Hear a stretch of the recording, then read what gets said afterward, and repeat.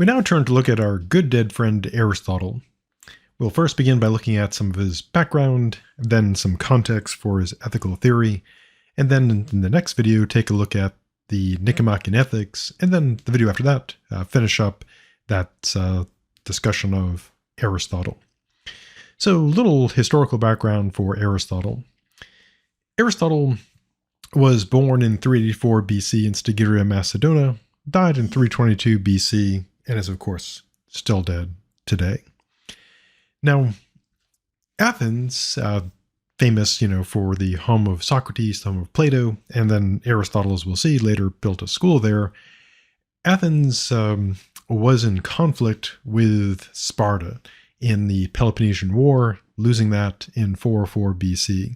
Then later, in 338 BC, the Greek city-states were conquered by Philip of Macedonia, and Aristotle is from Macedonia, born in Stygia, which I'm probably horribly mispronouncing. So his father of Aristotle was Nicomachus.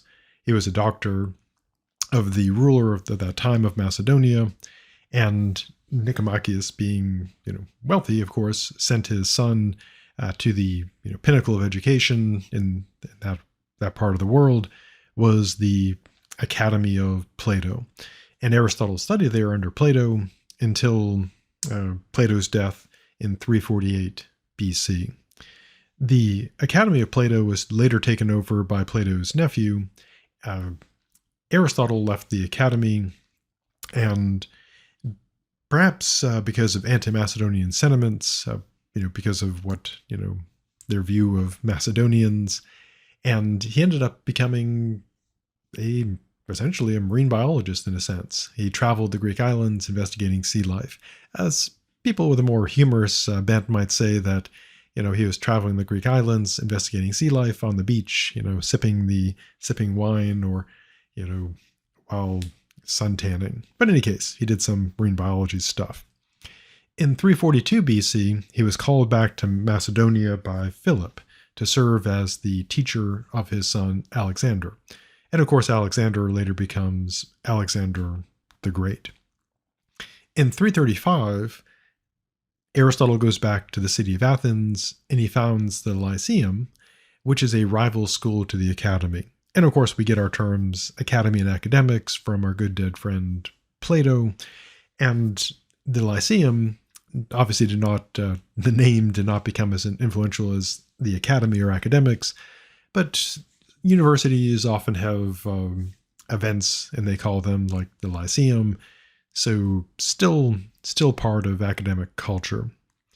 So just as Plato's Academy was named that because it was located, according to the stories, near a grove in the memory of the hero Academus, the Lyceum was so called because it was built near the temple of Apollo, Lycaeus. And the Greek gods often had like their kind of first name, like Athena or Apollo, and then often like a modifier to that. Anyways, it's a god thing. Alexander ended up dying in 323 BC at a young age, his empire collapsing because they probably didn't expect to die that young, and had not really set up a way of having an orderly succession. This, of course, the anti-Macedonian sentiment was released because no longer was there like a highly organized Macedonian empire to keep them in line, and Aristotle ends up taking off from the city. And he says, like as his parting remark, he departs lest the Athenians should sin twice against philosophy. A reference, of course, to the death of Socrates based on a trial, the famous trial outlined in the Apology. Aristotle himself ends up dying, as I mentioned, in 322 BC, and is, of course, still dead today. His will reflected his generous and affectionate nature, and he provided generously for his family and servants. He also seemed to like his wives. He was married, at his request, buried next to his first wife, Pythias, although he did express affection for Herphilus, which I'm probably horribly mispronouncing because my pronunciations are terrible, his second wife. And of course, he's still dead today. In terms of his ethical theory, broadly speaking, in the work, The work was called The Nicomachean Ethics. It was named after both his father and his son. Aristotle, in some ways, is reasonable and modest. He doesn't claim in his work to have created, ex nihilo, an entirely new moral theory, because it would be rather silly to think no one before Aristotle had ever discovered what it was to be good. He doesn't say only he can develop ethics. In terms of who died and left Aristotle in charge of ethics, as the joke goes, it was Plato. Plato did. Now, his works also are seen, which may sound odd for philosophy, to have a very common sense approach to ethics. And people often find that Aristotle's view, presented, in a kind of approachable way, does seem to match people's intuitions. In fact, today there's a whole, listen to various podcasts, etc. If you look at many sort of good self-help approaches, self-improvement, they pretty much are just they may not realize this, they probably don't, maybe they're rediscovering, the wheel, so to speak, but they're essentially presenting Aristotle's view. And in terms of wondering how could have someone, way back in the past get something so complicated so right? Well, it's pretty straightforward because people pretty much the same, as they were then. Of course, culture, language, etc. changes, but people pretty much remain people. So what worked with developing qualities, improving yourself back in ancient Greece or ancient whatever, those would still largely work today. I mean, obviously we have different technology and so forth and different challenges, but people remain people. Everywhere you go, people are people, with obviously cultural differences. So how did he see the nature of ethics? Well, going back to our dreaded spectrum of morality, if we were going to place him in that spectrum, which we can place anybody, he would not be an absolutist because he allows for exceptions. He wouldn't be a relativist or a subjectivist, although there were in ancient Greece people who had that view. Famously, Socrates did battle with the sophists who were relativist or perhaps even subjectivist. He regarded Aristotle regarded ethics as a matter of objective knowledge. So one could be correct or incorrect. It's not just opinion about stuff or not just about culture. And he sees it as a science of conduct. So actually a science of ethics. And its goal is, in terms of its objective, is to lead us to excellence.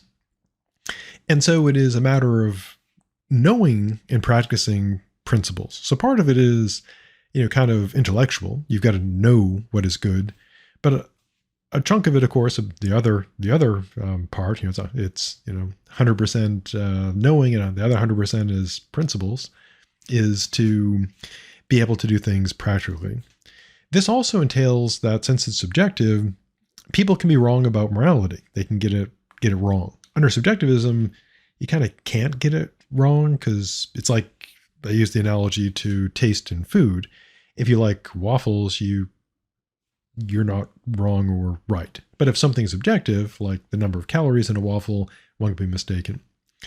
Now, a common criticism against taking ethics to be like a science or objective is people will say, well, ethics is not like exact. There's exceptions and we don't have these definitive answers like we do in mathematics and physics. And Aristotle acknowledges this. He says that ethics is not an exact science. And if you apply these principles in particular situations, you'll run into ambiguities and other difficulties and challenges. But he contends that the mere fact that we run into these problems doesn't mean that it's not objective. It just means that it's difficult. And he makes an argument. Aristotle argues everything because, he's a philosopher of that type. And of course, he uses quite a few analogies because one of the things about being a certain type of philosopher is you argue everything. And of course, you use analogies at every opportunity. So one of his main analogies is to compare ethics to navigation. This is before obviously GPSs and stuff, getting around with maps and the stars and the sun, and medicine. These, of course, are not exact sciences with exact specific rules. Now, navigation has changed thanks, obviously, to things like GPS, etc. So we'll just go with medicine. Now, even today, medicine is still not an exact science because we can have general principles of medicine. For example, generally, if you get a bacterial infection, kind of the standard treatment would be an antibiotic. But of course, the type of antibiotic being used would vary from bacteria to bacteria and from person to person. Like you wouldn't give someone penicillin who's allergic to penicillin. And people, of course, have different reactions to different medications. Some people are, again, allergic to them. And so medicine, not an exact science. Still definitely a science, still objective, but it is not exact. And Aristotle really likes the analogies to medicine, seeing ethics as kind of the health of the soul or body, as opposed to also the body as well, but as opposed to just like the medical health. Aristotle also, somewhat influenced probably by Socrates through Plato, makes virtue not just a matter of like feelings and stuff, but also intellect, but also not just the intellect. So he has at least two types of virtue. One is intellectual virtue, which is excellence of intelligence, being really smart and knowing stuff. There also for him, the other, which is moral virtue, excellence of character. And he thinks you need to have both. You've got to lead the good life and to be happy. You've got to have intellectual virtue, you got to know stuff, and you have to also have excellent character.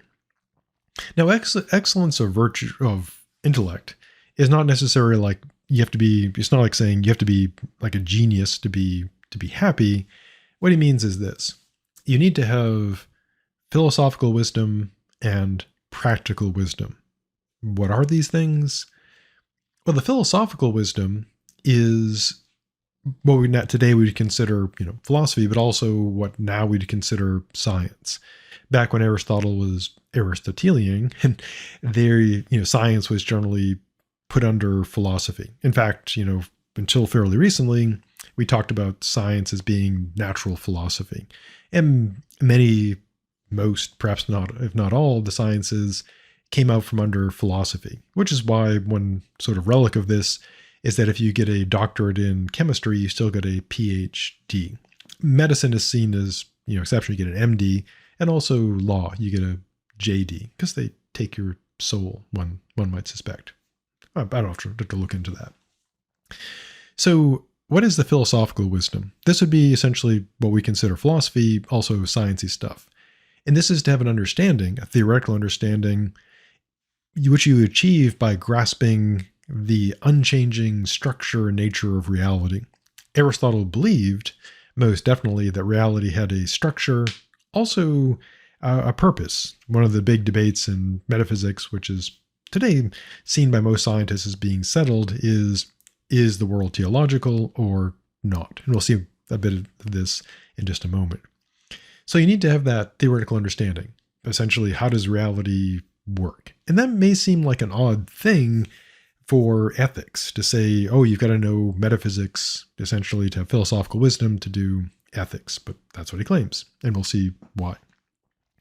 The second type of intellectual virtue is practical wisdom, and this is a rational understanding of how to conduct your life.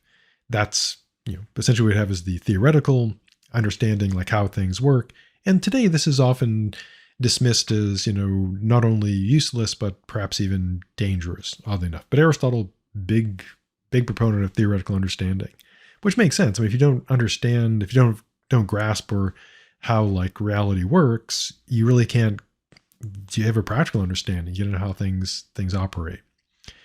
So the practical understanding is how to conduct your life. Now, he also emphasizes the practicality of this. Again, it may seem odd for a philosopher. People often think philosophers are just talking about stuff and there's no application, no answers. But Aristotle, very focused on practicality, the context especially of ethics.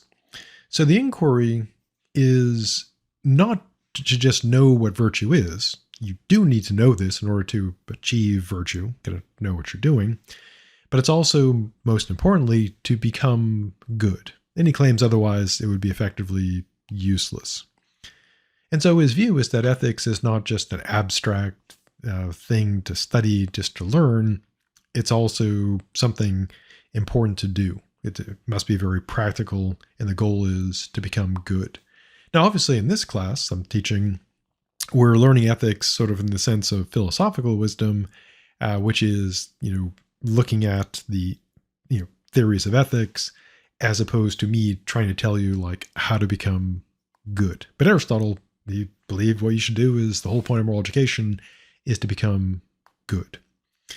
Now, intellectual virtue for him is kind of a necessary condition for virtue, but it's not a sufficient condition. In other words, you need intellectual virtue to have this happy and good life, but by itself, it's not enough. So what else do you need? Well, you also need the ability to moderate your emotions and desires. So it's a combination both of being, educated, knowing things, and also having good self-control. And today, of course, when it comes to good self-control, on one hand, we do sort of, we think that people as adults should have good self-control, but we also kind of reward sometimes people who get out of, control, who just like say it like it is, who have no filter. And a lot of, inconsistencies, of course, but not surprisingly. So being virtuous requires in part having knowledge and acting from that knowledge. The other part is that moderation of emotions and desires. So I mentioned a bit about Aristotle's big into the world, having a purpose, and this takes us to his relevant metaphysics. Aristotle wrote a whole book that an editor, long after Aristotle was dead, was trying to organize Aristotle's works, and he was like, well, I got this book, what do I call it? And he called it Metaphysics, because so the story goes, is that Aristotle's book called The Physics was there. This other book didn't have a name. And so the editor said, hey, it's the book after physics. So Metaphysics. And that, according to the legends of philosophy, is how we got the term metaphysics. I mean, we now tend to think of it as being like meta, like above physics. But according to this one story, which, maybe it's better than the truth, is that it just means it's the book after physics. So if Aristotle had wrote like a cookbook or fitness book or something, we would be talking about like meta cooking or something strange like that. So Aristotle had a whole book on metaphysics. So we're obviously not going to cover that in the entire book in just a few moments. But here are some of the most important stuff from his metaphysics for the purposes of his ethical view, and why according to Aristotle in part, you need to understand metaphysics and the nature of reality to do ethics, because the metaphysics that determines the ethics.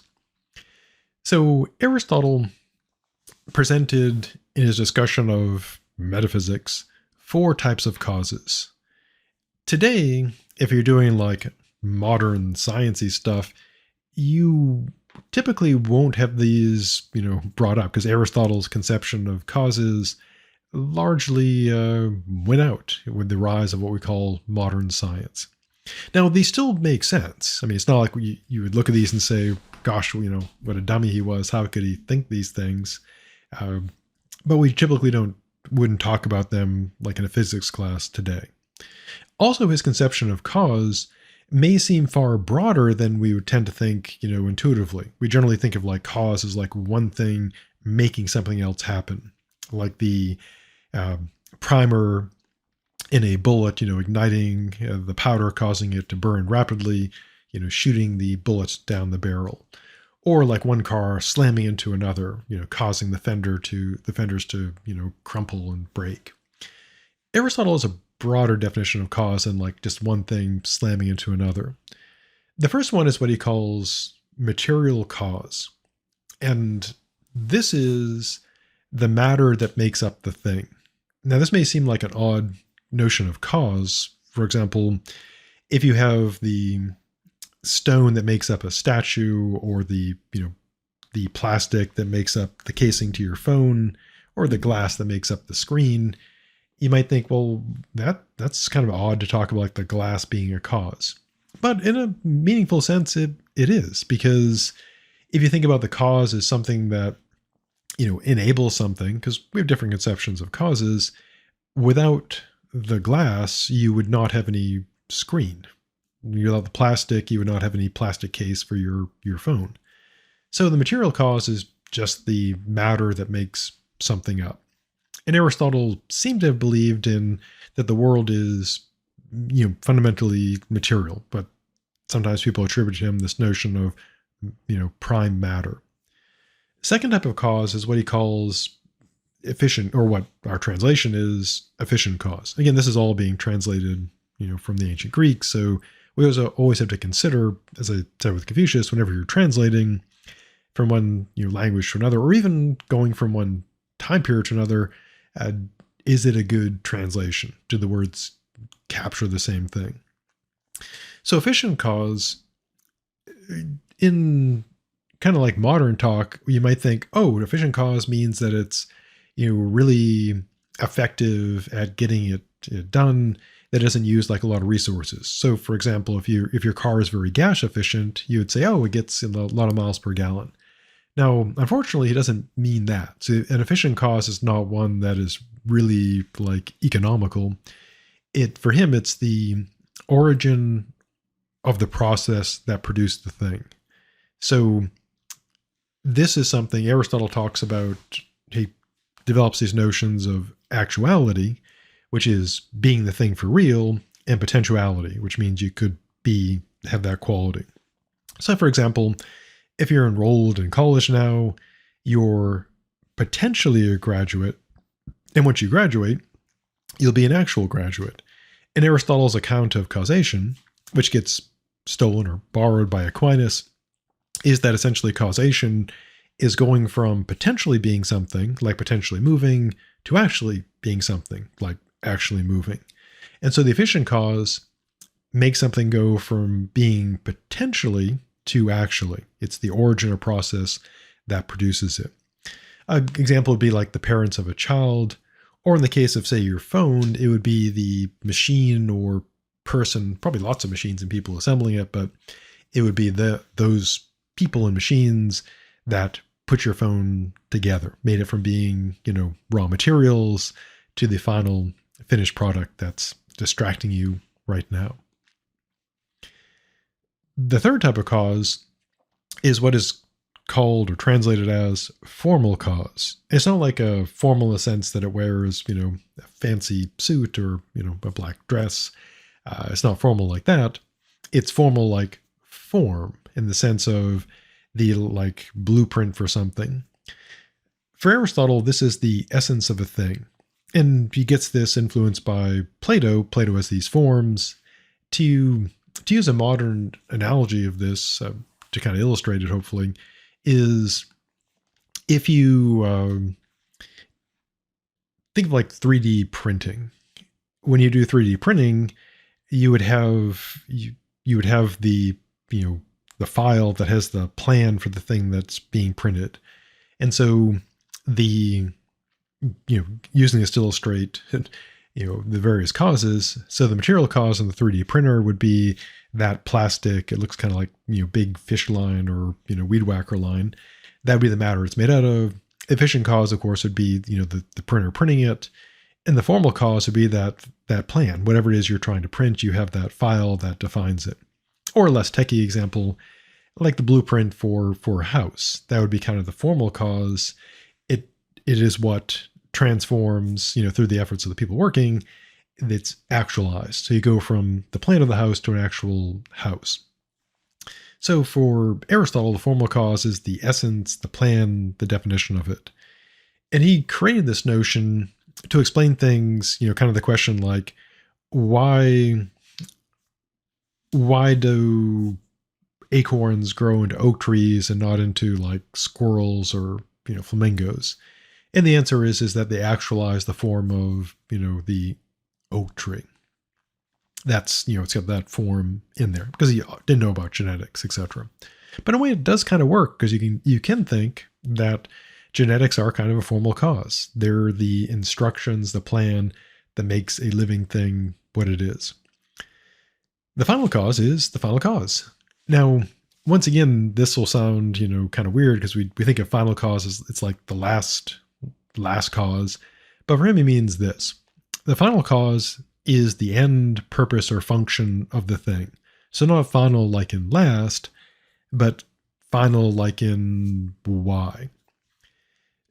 Now today, we do talk about final causes in the sense of purposes and functions in terms of things that people do and things people make. For example, the phone that we have, we would say it does have a purpose or function but of course that's because we made it that way.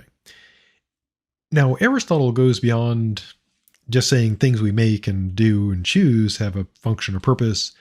He apparently believed that the natural world, trees, acorns, etc., also have purposes, ends, and functions, that the world is a purposeful world. To use kind of a silly bumper sticker example, this is kind of the view that if you had a bumper sticker, you would have something saying everything happens for a reason, that as opposed to just like stuff happens. So Aristotle believed all things have a function, end, etc. They have a goal they're trying to reach. Now, for entities that aren't thinking, like, for example, acorns and squirrels and etc., they're not consciously, doing this. So in the case of an acorn, it's not that the acorn is saying, I'm going to, like a cartoonish thing, like I'm going to grow up to be a big oak tree. What happens is that the final cause or the purpose of the acorn is becoming a tree. They'll create more acorns. And this is a function of, like, for Aristotle, metaphysics. Likewise, for anything else in the world, everything is aiming, as Aristotle sees it, for a function. And this is really important for his ethics because this is the basis of it, that everything, including humans, have a function. So I guess spoilers, that virtue and excellence is fulfilling your function, with excellence. And if humans have a function, our virtue is fulfilling that function. So material cause, efficient cause, formal cause, final cause. Going back to the example of, say, the 3D printer, the material cause would be that, plastic that's used to be printing. The efficient cause would be the printer printing the thing. The formal cause would be the plan of whatever it is you're printing. And the final cause would be the purpose or function of it. Like if you're printing, say, like a new cell phone case or a part for something like your refrigerator or whatever. And that would be like your reason for it. Now, in terms of causes and teleology, so I use kind of the silly idea of like bumper sticker thing, everything happens for a reason versus stuff just happens. So if you're a everything happens for a reason person, you're a teleologist. It comes from the Greek word telos, which means end or goal. So if you're a teleologist, you'd believe that nature, the world, not just, people making decisions, because almost all philosophers think that people do have ends or goals. So that's not like an unusual thing. The teleology, though, is generally, as like a philosophical position, is that the world itself, nature, is a collection of processes that aim at fulfilling various ends, that the world has a purpose, broadly speaking. Now, this is not an assumption that natural beings like acorns, etc., and rivers and planets are thinking and conscious. There are those who have that view. It's called panpsychism, the idea that all things are thinking. Our good dead friend Gottfried Wilhelm Leibniz has that view. But it's the idea that every substance, every entity has an essence that has this built-in whatever, impetuous impetus to achieve its ends, that, to achieve this final stage. And this final stage is called an entelechy, which I'm certainly horribly mispronouncing. And that's the final stage of a process. You could use a metaphor. It's like the finish line. That's the final thing. It's pulling you, towards it, so to speak, or you're aiming towards it because of in your case, your choices. In the case of like acorns, they just become what they are to become. Now, this also, of course, has religious forms. Aristotle didn't seem to, obviously believe in the Christian God, and he doesn't say a lot about the role of the gods in the metaphysics in terms of like how the world works. And his, unmoved mover, see the metaphysics stuff, my metaphysics class, it does not seem to be God. Although Aquinas later goes on to say, hey, unmoved mover, that's definitely God. And so the idea is that you could have a being in charge, like God, who runs everything and orders the world. That's theological.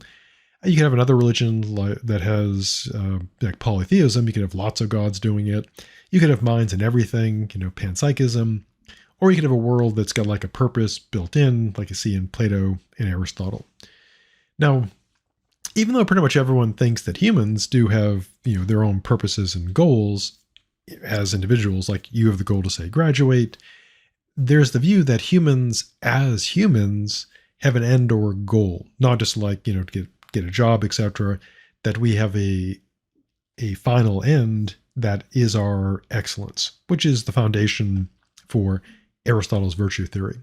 So in the next video, we'll take a look at part 1 of Aristotle's virtue theory.